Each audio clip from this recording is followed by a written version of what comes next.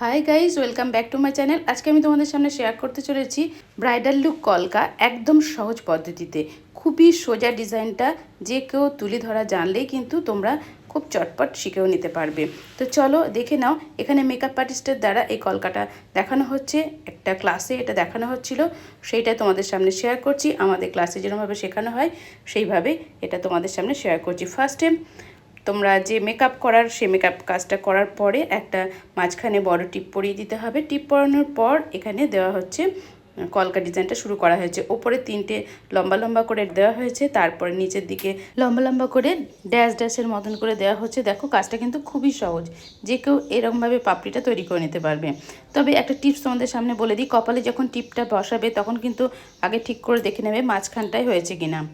তারপরে ওপরের কাজটা এইভাবে অল্পক্ষণ করার পরে দেখো এই সাইডে মানে ডান চোখের সাইডে চলে আসা হয়েছে কমা কমা ডিজাইন, মানে একটা প্রথমে ডট করে নেবে তারপর ঘুরিয়ে দেবে।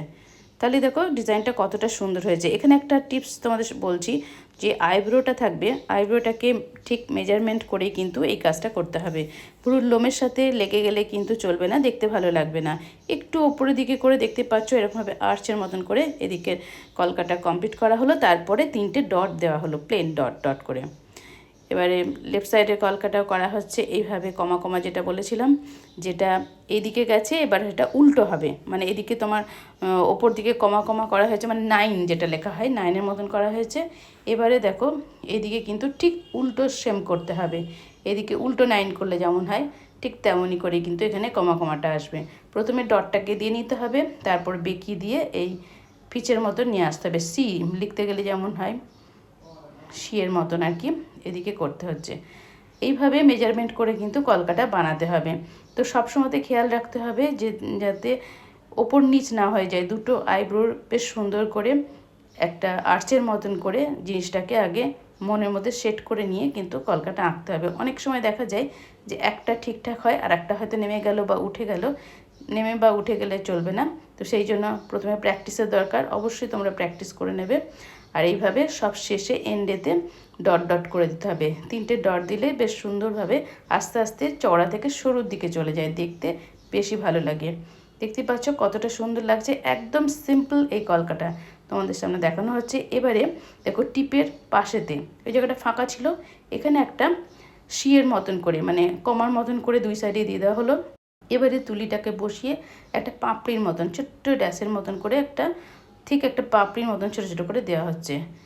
উল্টো দিক থেকে এইভাবে দেওয়া হলো। দেখো কতটা সুন্দর লাগছে দেখতে।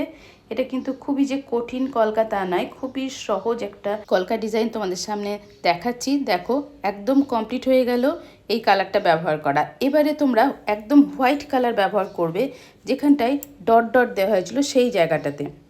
দেখে বুঝতে পারছো যেটা গোল গোল করা হয়েছে আর কি, গোল গোল জায়গাগুলোতে এবার একদম পুরো সাদা রঙটা দিতে হবে। সাদা রঙটা দিলে এটা একটা হাইলাইট হয়ে যাবে, মানে এই কলকাটা আরও কিন্তু ব্রাইট হয়ে যাবে। প্রথমে যে কালারটা দেওয়া হয়েছিল, যেটা এখন কলকার কালার হিসেবে ব্যবহার করা হয়, সেই কালারটা দিয়ে আঁকা হলো। এবারে এই ডট ডটগুলোতে দেখো সাদাটা দেওয়াতে কতটা প্রমিনেন্ট হচ্ছে, তোমরা দেখেই বুঝতে পারছো। যতগুলো ডট আছে এখানে সবগুলোতেই কিন্তু সাদা কালারটা দিতে হচ্ছে, তাহলে কিন্তু এটা আরও সুন্দর লাগছে দেখতে। এই ডান সাইড বাঁ সাইড দুটো কমায় ডট ডটগুলোতে দিয়ে দেওয়া হয়েছে। এবার দেখো মাঝখানেও কিছু ডট আছে, সেগুলোতেও সাদা কালারটা দিয়ে দিতে হবে। এবারে এই কলকাটাকে আরও সুন্দর করে ফুটিয়ে তোলার জন্য কালার ব্যবহার করা হচ্ছে। এখানে গোলাপি রং নেওয়া হয়েছে, গোলাপি রং দিয়ে এটাকে হাইলাইট করা হচ্ছে।